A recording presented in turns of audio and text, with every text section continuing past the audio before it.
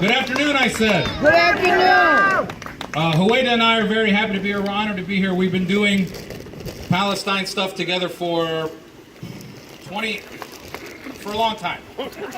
And, before she got up here, she said, I don't know what I want to say, and I'm not sure if I'm going to be able to get anything out. But as you saw, She got a lot out. it's pretty natural to us Palestinians. We've been being trained on this kind of stuff since we were children. And I want to tell you something about the Palestinian people. Who here has been to Palestine before? Anybody been to Palestine? I'm a comedian, so I go to Palestine. I never say that I visit Palestine. I always say that I return to Palestine because I'm Palestinian. And I was there a couple years ago, and I did a show in Ramallah. And I wanted to go do a show in Gaza, but I couldn't because nobody can get into Gaza. So we set up something where I would do a show in Ramallah, and we would Skype it to about 30 kids in Gaza, all 20-something kids. They all spoke English. They all been to America before. And so after I got done the show, somebody started asking me questions. So this young lady asked me a question, and she said, you live in America? I said, yes. She said, where do you live? I said, Detroit. And she said, oh. She said, I came to America. And I went everywhere in America. And it was a beautiful country. And then I came to Detroit. And I saw Detroit. And I said to myself, what can the people of Gaza do to help the people of Detroit? So if you want to understand the spirit of the Palestinian people, we are looking to help. There might be a fundraiser for Detroit tomorrow in Gaza. All right now. We live in this world now with this new guy who's our president. I don't like to say his name very much, but this new guy, and last year I was working for a presidential candidate. I was a surrogate, and I was going around the country for a guy named Bernie Sanders. And I would run into Trump people all the time. And they would just see, they didn't know where I was from, but they just, I look a little off, not white enough for them. And they say, go back to your country. Go back to where you came from. And I would always tell them, I say, I don't know if you watch the news, I'm Palestinian. I've been trying to go back to my country for like 70 years. And it's not working out.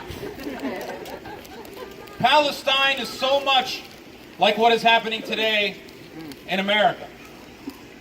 This idea that a land is God-given. This idea that a land only belongs to one group of people. White supremacy is as alive in Palestine as it is here, maybe even stronger. Because there aren't people within that community over there combating it as much as there is here. People read about segregation and apartheid in history books. But you don't have to read about it. Go to Palestine. It's the living museum of all of this stuff. Sorry, I don't want to curse. All this stuff. And so we stand here today asking everybody to keep talking about Palestine because we're winning. We are winning. I can tell. Is